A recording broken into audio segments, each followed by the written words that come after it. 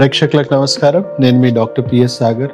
నేను acupuncture and modern traditional medicine ఎక్స్పర్ట్ని. గత 18 సంవత్సరాలుగా second life nature cure hospital, Banjara hills road number 2లో ప్రాక్టీస్ చేస్తున్నాను. సో ఈరోజు మనం అవగాహన కలిగించబోయే టాపిక్ వచ్చేసి వెన్ను సమస్యలు, స్లిప్ డిస్క్ సమస్యలు.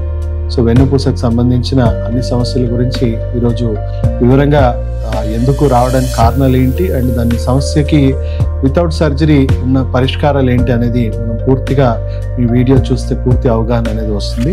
సో ఫస్ట్ థింగ్, అసలు వెన్నుపూస సమస్యలు ఏంటి? అసలు వెన్నుపూస అనేది మనకి ఆల్మోస్ట్ చూసుకుంటే ఇది మన సర్వైకల్ రీజన్. ఇది ఈ బ్లూ కలర్ లో ఉన్నదంతా కూడా మన థొరాసిక్ రీజన్, మన ఈపు భాగం, మధ్య వీపు భాగం. ఈ గ్రీన్ కలర్ లో ఉన్నదంతా కూడా మన లంబార్, ఇది మన సాక్రల్ జాయింట్స్ అని మనం చెప్పొచ్చు. సో ఇక్కడ చూసుకుంటే ఈ డిస్క్లు అనేది మనం కనబడతా ఉన్నాయి కదా, ఈ డిస్క్లు ఇలా జారడం అనేది మనం చూస్తూ ఉంటాం. డిస్క్ అనేది బయటికి రావడం అనేది చూస్తూ ఉంటాం. సో ఈ డిస్క్ బెల్జ్ అవడం వల్ల మనకి నరాల మీద ఒత్తిడి పడడం అనేది జరుగుతూ ఉంటుంది.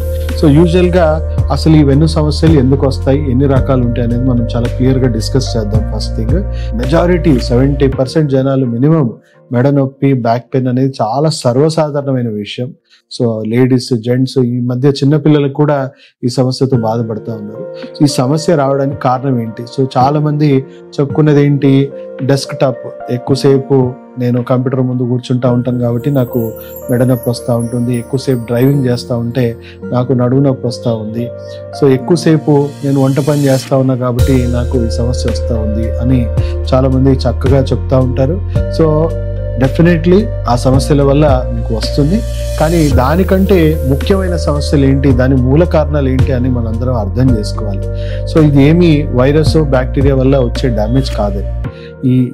ఇది ఎందుకు డ్యామేజ్ అవుతున్నాయి అనేది మనం ఫస్ట్ చూసుకుంటే మన ఆహారము, మన జీవన శైలి, మానసిక ఒత్తిడి, కొంతవరకు హెరిడిటరీ ఫ్యాక్టర్స్. అంటే ఏ వైరస్, బ్యాక్టీరియా కూడా ఈ సమస్యకి కారణాలు కావని మనం తెలుసుకోవాల్సిన విషయం. సో ఏమవుతుంది, మనం టైంకి తినకపోవడం వల్ల, టైంకి తినకపోతే ఏమవుతుందండి, బాడీలో గ్యాసెస్, ఇన్ఫ్లమేషన్, యాసిడ్స్ పెరగడం అనేది జరుగుతుంది. Wrong food habits, alcohol, smoking, లేకపోతే బయట జంక్ ఫుడ్స్ తినడం వల్ల కూడా మన శరీరంలో టాక్సిక్ సబ్స్టెన్స్ పెరిగిపోతుంది, యాసిడ్ లెవెల్స్ ఇవన్నీ పెరిగిపోతూ ఉంటుంది. అలాగే మనకి మానసిక ఒత్తిడి వల్ల కూడా మన శరీరంలో ఉన్న నీటిలో యాసిడ్ శాతం అనేది విపరీతంగా పెరుగుతూ ఉంటుంది. సో ఈ యాసిడ్స్, టాక్సిన్స్ మన అవయవాల్లో పేరుకుపోయి, అంటే ఫ్యాటీ లివర్ ఇవన్నీ అంటాం కదా, సో అబ్జర్వ్ అయిపోయి బాడీలో ఉన్న అవయవాల పనితీరు బాగా డిఫెక్టివ్గా మారుస్తూ ఉంటుంది. అండ్ బాడీలో గ్యాసెస్, ఇన్ఫ్లమేషన్ అనేది ఎక్కువగా ఉంటుంది. సో ఎక్కువగా మనం మాట్లాడుకుంటే ఇంటెస్టైన్స్, చిన్న పేగులో ఎక్కువ సమస్యలు ఉన్న వాళ్ళకి ఆ వేడి అనేది గుండె ద్వారా, వెన్నుపూస ద్వారా నెక్ రీజన్లో ఎక్కువగా తగలడం అనేది జరుగుతుంది. సో నెక్ సర్వైకల్ రీజన్లో మనకు ఎముకలన్నీ కూడా డ్యామేజ్ అవ్వడము, ఆ వేడికి లోపల వచ్చే ఆ డ్రై హీట్, డ్యాంప్ హీట్, రకరకాల ఇన్ఫ్లమేటరీ హీట్స్ ద్వారా మనకి ఏమవుతుందంటే ఈ ఎముకలన్నీ కూడా లోపల నుంచి స్ట్రక్చరల్గా వీక్ అయిపోవడము, ఈ డిస్క్ మధ్యలో ఉన్న సారం అంతా తగ్గిపోవడం, డీహైడ్రేట్ అయిపోవడము, అండ్ మెల్లిమెల్లిగా డిస్కులు డీజనరేట్ అయిపోవడము, ఎముకలు డీజనరేట్ అవ్వడం అనేది జరుగుతూ ఉంటుంది. దానికి తోడు మన పని ఒత్తిడి, బరువులు ఎత్తడం కానీ, లేకపోతే కాన్స్టెంట్గా బైక్ నడిపించడం కానీ, లేకపోతే ఒత్తిడి వల్ల ఇంకొంత ప్రెషర్ అనేది యాడ్ అయ్యి ఇంకా ఈ సమస్య 1-2 సంవత్సరాల తర్వాత రావాల్సింది ఇంకొంచెం ముందుగానే వస్తుంది. అంటే మన పని ఒత్తిడి అనేది ఏదైతే ఉందో ఆ పని వల్లనే వస్తుంది అనేది ఒక 20% కాంట్రిబ్యూటింగ్ ఫ్యాక్టర్ అయితే, మన జీవన శైలి, మన ఆహారం, ఇవి మాత్రం 80% ఫ్యాక్టర్ అని మనం గుర్తించుకోవాలి.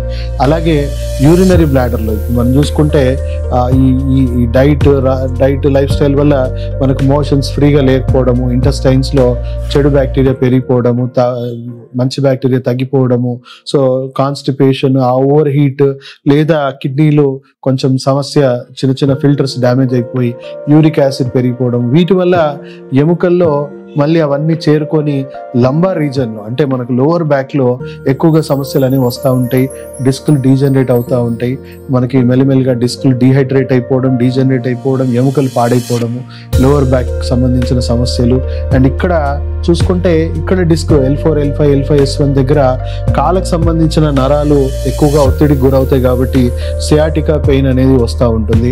అలాగే సర్వైకల్లో మనకి C3 C4లను C1 C2లను మనకి చేతుకు సంబంధించిన నరాలు తలకు సంబంధించిన నరాలు ఎక్కువగా ఒత్తిడికి గురవుతాయి కాబట్టి తల తిరగడము, వర్టిగో లాంటి సిమ్టమ్స్, లేదా భుజం సంబంధించిన చేతుకు సంబంధించిన నరాలన్నీ కూడా చెయ్యి తిమిరెక్కడం కానీ, లేదా ఫ్రోజన్ షోల్డర్ అంటే చెయ్యికి సంబంధించిన షోల్డర్ జాయింట్స్ మజిల్స్ ఇవన్నీ కూడా మెల్లిమెల్లిగా స్పాజమ్స్ కి గురై ఫ్రోజన్ షోల్డర్ లాంటి కండిషన్ కూడా డెవలప్ అయ్యే అవకాశం ఉంటుందండి.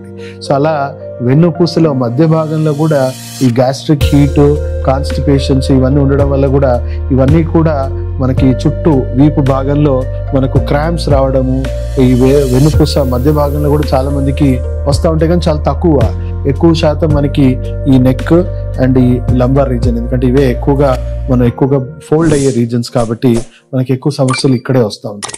సో ఈ డిస్కులు డ్యామేజ్ అయిపోవడం అనేది మనం చూసుకుంటే ఎవరిది కూడా పర్ఫెక్ట్ వెన్నుపూస అనేది లేదండి, ఇంక్లూడింగ్ మీ. అందరూ ఫస్ట్ స్టేజ్లోనో సెకండ్ స్టేజ్లోనో ఉంటాము.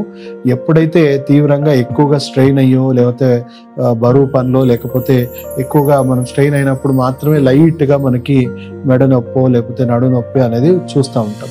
సో థర్డ్ స్టేజ్కి వచ్చేసరికి కొంతవరకు డ్యామేజ్ అవుతుంది, డీజనరేట్ అయిపోతుంది, స్టిఫ్నెస్ క్రియేట్ అయి ఉంటుంది కాబట్టి కొంచెం కాన్స్టెంట్గా కొంచెం స్ట్రెయిన్ అయినా కూడా పెయిన్ అనేది మనం విజిబుల్గా మనకు తెలుస్తూ ఉంటుంది. సో అక్కడ కొంతవరకు ఎక్సర్సైజ్, ఇప్పుడు నేను చెప్పినట్టు ఆహార నియమాలు అన్నీ పాటించి ఉంటే మీకు ఇంకా ఫోర్త్ స్టేజ్ అనేది తొందరగా వెళ్లకుండా ఉంటుంది. అండ్ మీకు బ్యాక్ పెయిన్ అనేది ఇవన్నీ కూడా మనం ఎక్సర్సైజ్ ద్వారా మెయింటైన్ చేయొచ్చు. పెయిన్ కిల్లర్స్ అనేది వాడకండి. ప్రపంచంలో ఉన్న ఎక్స్పర్ట్ కమిటీస్ అన్ని కూడా, WHO సంబంధించిన కమిటీస్ కూడా ఏం చెప్తున్నాయంటే ఈ సమస్యలకి పెయిన్ కిల్లర్స్ వాడడం వల్ల ఇంకా కిడ్నీలు ఎక్కువ డ్యామేజ్ అవుతా ఉన్నాయి, ఇంకా గ్యాస్ట్రిక్ ఇష్యూస్ పెరుగుతూ ఉన్నాయి. సో సమస్య అయితే తగ్గదు, ఎందుకంటే డ్యామేజింగ్ వ్యవస్థని ఆపదు. సో థర్డ్ స్టేజ్ లోపు ఉన్న వాళ్ళకైతే కైరోప్రాక్టిక్ ట్రీట్మెంట్ చేయించుకుంటానంటే పర్ఫెక్ట్గా చేయించుకోమని చెప్తాను, ఎందుకంటే ఏ సమస్య ఉండదు కాబట్టి. బట్ అది సరిగ్గా డాక్టర్ అనలైజ్ చేయలేకపోతే మాత్రం మీ సమస్య ఇంకా 100 రెట్లు పెరుగుతుంది, అది గుర్తుంచుకోండి. సో ఫోర్త్ స్టేజ్లో కూడా చేయొచ్చు, కాకపోతే చాలా ఎక్స్పర్ట్ లెవెల్లో అండర్స్టాండింగ్ ఉన్న వాళ్ళ మటుకే మనం ఈ కైరోప్రాక్టిక్ ట్రీట్మెంట్ అనేది, ఎందుకంటే ఎక్కడ చేయాలి ఎక్కడ చేయకూడదు అనేది చాలా క్లుప్తంగా తెలిసి ఉండాలి. అండ్ మన దగ్గర ఉన్న స్పెషాలిటీ ఏంటి, సెకండ్ లైఫ్ నేచర్ క్యూర్లో ఏం చేస్తాము అని అంటే ఈ లోపల జరుగుతున్న డ్యామేజింగ్ వ్యవస్థని ఫస్ట్ అర్థం చేసుకుంటాం. లోపల ఎక్కడ ఇన్ఫ్లమేషన్ క్రియేట్ అవుతుంది, ఎక్కడ టాక్సిసిటీ ఉంది, కీళ్ళవాతం ఏమైనా ఉందా, లేదా యూరిక్ యాసిడ్ పెరిగిందా, లేదా కేవలం ఆర్గన్స్ నుంచి మాల్ ఫంక్షన్స్ వల్ల వచ్చే ఇన్ఫ్లమేషన్స్ అయినా అనేది చూస్తాం. ఎందుకంటే ఒక సింపుల్ లాజిక్, ఒక గోడ పాడవుతా ఉంది, ఆ గోడ వెనక లీకేజ్ ఏంటి, ఎక్కడుంది, ఆ లీకేజ్ని మనం సరి చేయకుండా సిమెంట్ స్టీల్ తెచ్చి పెట్టినా వేస్టే. అంటే దీనికి ఆపరేషన్ చేయించినా వేస్టే, పెయిన్ కిల్లర్స్ వేసినా వేస్టే, ఎందుకంటే డ్యామేజింగ్ వ్యవస్థ ఆగదు. సో దయచేసి సర్జరీల గురించి ఆలోచన కూడా చేయకండి, ఎందుకంటే 4th 5th స్టేజ్లో చాలా మందికి క్లియర్గా సర్జరీలు చేయించుకోమని చెప్తారు. డిస్క్ ఏదైతే ఎంతైతే బయట వచ్చిందో దాన్ని కట్ చేయడము, అది లేదా స్క్రూలు బిగించడం అనేది జరుగుతూ ఉంటుంది. సో 10లో 9 మంది నష్టపోతున్నారు ఈ సర్జరీస్ వల్ల, పెయిన్ కిల్లర్స్ వల్ల నష్టపోతున్నారు. ఎందుకంటే ఆ స్క్రూలు పెట్టడం వల్ల వాళ్ళు ఇంకా వంగలేరు, వాళ్ళు ఫ్లెక్సిబిలిటీ అనేది పూర్తిగా కోల్పోతారు. సో 9 మంది అయితే పూర్తిగా వాళ్ళు కాళ్ళు చేతులు, ఇప్పుడు వెన్నుపూసలో పైన భాగంలో సర్జరీ జరిగిందంటే పూర్తిగా పడిపోవడం అనేది జరుగుతూ ఉంటుంది, కింద భాగంలో జరిగితే కాళ్ళు అనేది పూర్తిగా చచ్చిపడిపోతూ ఉన్నాయి. సో కంప్లీట్గా సర్జరీస్ అనేవి అవసరం లేదు అని ప్రపంచంలో ఉన్న ఎక్స్పర్ట్ కమిటీస్ చెప్తా ఉన్నాయి. అంటే అది ఏదైనా యాక్సిడెంట్ అయ్యి ఎముక వెన్నుపూస పూర్తిగా డ్యామేజ్ అయిపోయింది అలా అయిందంటే మీరు దయచేసి సర్జరీలకు వెళ్ళండి. కానీ న్యాచురల్గా జరిగిన డ్యామేజ్కి మాత్రం మీకు సర్జరీస్ 95% అవసరం లేదండి, అవాయిడ్ చేయొచ్చు. సో యాక్యుపంక్చర్ వైద్యం ద్వారా ఏం చేస్తామనంటే ఈ డిస్క్లో ఉన్న బ్లాకేజెస్ని మెల్లిగా జాగ్రత్తగా 4th 5th స్టేజ్లో వాళ్ళకి ఏంటంటే ఈ కైరోప్రాక్టిక్లు ఇలాంటివన్నీ చేయము, చాలా తక్కువగా ఎంత అవసరం అంతే చేస్తాము. అండ్ చాలా డెలికేట్గా ఉంటుంది, ఎందుకంటే డిస్క్ కొద్దిగా అటు ఇటు అయినా కూడా ఎక్కువగా ఇంకా పూర్తిగా వాళ్ళు లేవలేని పరిస్థితి, బెడ్ నుంచి కూడా లేవలేని పరిస్థితి ఉంటుంది. సో అలాంటి పొజిషన్లో వచ్చిన వాళ్ళకి చాలా స్మూత్గా ఏ సైడ్ ఎఫెక్ట్ లేకుండా చాలా డెలికేట్గా వెన్నుపూసలో ఉన్న డిస్క్ని మెల్లిమెల్లిగా బ్లాకేజ్ని ఓపెన్ చేయడము, ఆ డిస్క్లో ఉన్న డీహైడ్రేట్ అయిపోయిన డిస్క్ని రీహైడ్రేట్ చేయడం, డీజనరేట్ అయిన డిస్క్ని మెల్లిగా రీజనరేట్ చేయడము, రీజనరేట్ చేస్తూ దాన్ని మెల్లిమెల్లిగా కదిలించడం అనేది జరుగుతుంది. సో చాలా మటుకు 60 60-70% డిస్క్లన్నీ కదిలిపోయి మళ్ళీ వెనక్కి సెట్ అయిపోతాయి.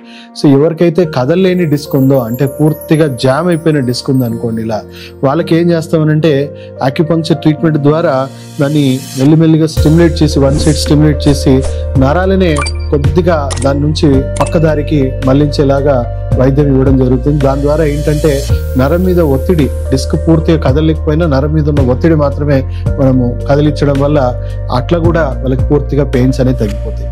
సో లోపట ఉన్న డ్యామేజింగ్ వ్యవస్థని కరెక్ట్ చేస్తూ ఆ జరిగిన డ్యామేజ్ని మనం మెల్లిగా వితౌట్ సర్జరీ రీహాబిలిటేట్ చేయొచ్చు. అర్లీ స్టేజ్ లో వచ్చిన వాళ్ళకి ఇంత పెద్ద సమస్య ఉండదు, ఇంత ఎక్కువ ట్రీట్మెంట్ ఇవ్వాల్సిన పని కూడా ఉండదు. అండ్ సక్సెస్ రేట్ వైజ్ అయితే ఆల్మోస్ట్ వచ్చిన ప్రతి పేషెంట్ కూడా మాకు సక్సెస్ అయ్యాయి. సో వాళ్ళు కొంతమందికి డిస్కులు జరగవు, ఎందుకంటే పక్కకి దాన్ని మనము కేవలం నరాలను మాత్రమే నెట్టడం జరుగుతుంది. కొన్ని డిస్కులు కదిలే అవకాశం ఉంది కాబట్టి డిస్కులు కూడా మళ్ళీ రీసెట్ అయిపోతాయి. సో మీకు సర్వైకల్ ఉన్న లేదా యాంక్లోజింగ్ స్పాండిలోసిస్, యాంక్లోజింగ్ స్పాండిలోసిస్ అంటే పూర్తి ఎముక వెన్నుపూస పూర్తిగా పాడైపోయి స్టిఫ్గా మారిపోతుంది, పూర్తిగా స్టిఫ్గా మారిపోయి వాళ్ళు ఇటు అటు కూడా కదలలేని పొజిషన్. సో అలాంటి వాళ్ళకు కూడా ఆటో ఇమ్యూన్ డిసార్డర్స్ లింక్ అయి ఉంటుంది. సో ఆటో ఇమ్యూన్ సిస్టమ్ని పూర్తిగా మేము మెడిసిన్స్ ద్వారా కంట్రోల్ చేస్తే పూర్తిగా కొత్త డ్యామేజ్ అనేది ఆగిపోయి మళ్ళీ ఇది రీజనరేట్ అయిపోయి వీటిలో ల్యూబ్రికేషన్ ఇంప్రూవ్ అయ్యి మెల్లిమెల్లిగా డిస్క్లు అన్ని కూడా ప్రెషర్ అన్ని రెడ్యూస్ చేసేసి మళ్ళీ వాళ్ళని నార్మల్ లైఫ్కి తీసుకురావడం జరుగుతుంది. చాలా క్రానిక్ కేసెస్ కూడా 95% మనం సర్జరీస్ లేకుండా, సేఫ్ సైడ్ ఎఫెక్ట్స్ లేకుండా ప్రపంచ ఆరోగ్య సంస్థ గైడ్ లైన్స్ మేరకు మన ఈ వైద్యం ప్రతి ఒక్కరం కూడా చేసుకోవచ్చు. క్రానిక్ లెవెల్లో ఉన్న వాళ్ళని కూడా మనం సరిచేయచ్చు. సో దయచేసి ఎవరికన్నా ఈ వెన్ను సమస్య ఉన్న వాళ్ళకి ఈ పూర్తి వీడియోని అవగాహన వ్యక్తం చేసుకోండి. ఫస్ట్ ప్రతి ఒక్కరికి వెన్నుపూస సమస్య ఉందండి. సో మీకు ఈ అవగాహన వల్ల మీకు పూర్తి క్లారిటీ అనేది ఉంటుంది. అంటే మీరు ఏ స్టేజ్లో ఉన్నారు, ఏ స్టేజ్లో ఏ వైద్యం తీసుకోవడం మీకు సేఫ్, అండ్ ఈ సమస్య నుంచి పూర్తిగా బయటపడి మళ్ళీ నార్మల్ లైఫ్ లీడ్ చేయడానికి నేను ఈరోజు మీకు ఇచ్చిన అవగాహన ఎన్నో రకాలుగా ఉపయోగపడుతుంది. సో దయచేసి ఈ వీడియోని ప్రతి ఒక్కరికి ఈ వీడియోని షేర్ చేయాలని కోరుకుంటూ సెలవు తీసుకుంటూ మీ డాక్టర్ సాగర్. సార్ నమస్తే. సార్ నమస్తే అండి. సార్ లంబార్ డిస్క్ అంటే 2 హాస్పిటల్స్కి వెళ్ళాను. నాకు ఆపరేషన్ సర్జరీ చేశారు. 4 months బెడ్ రెస్ట్ లో ఉన్నాను. నడవలేని పరిస్థితుల్లో ఇక్కడ వచ్చాను. 1 month లో క్యూర్ అయింది. ఇప్పుడు హ్యాపీ ఉంది. మీరు వచ్చినప్పుడు కండిషన్ ఎట్లా ఉండింది సార్? అంటే మీరు సివియర్ డిస్క్ బల్జ్ తోనే మీరు నిల్చోవడం పరిస్థితి, నడవలేని పరిస్థితి, నా పని నేను చేసుకోలేకుండా 45 days బెడ్ మీద. ఇప్పుడు నా పని నేను చేసుకుంటున్నాను. చాలా హ్యాపీ. సో 1 month అడ్మిట్ అయ్యారు, 1 month ట్రీట్మెంట్ జరిగింది. సో ఈ ట్రీట్మెంట్ లో మీరు ఇప్పుడు కూర్చోగలుగుతున్నారు, పడుకోగలుగుతున్నారు, మీ పని మీరు చేసుకునే పరిస్థితికి వచ్చారు. పెయిన్ స్కేల్ ఎట్లా ఉంది సార్? అంటే అవుట్ ఆఫ్ 10 5% 90 వరకు బాగానే ఉంది సార్. ఓకే. సో ఓన్లీ ఒక 15-20% అప్పుడప్పుడు వస్తుంది పోతుంది, బట్ అప్పటితో కంపేర్ చేస్తే చాలా పెద్ద డిఫరెన్స్. సో పెయిన్ అయితే 1 month లో తగ్గిపోయింది. స్టిల్ ఇంకా ట్రీట్మెంట్ మీకు కంటిన్యూ చేయాల్సింది ఉంది, ఎందుకంటే స్ట్రక్చర్ లో ఇంకా కరెక్షన్స్ జరగాలి నాన్ సర్జికల్ గా. ఆల్ ది బెస్ట్ అండి. Thank you.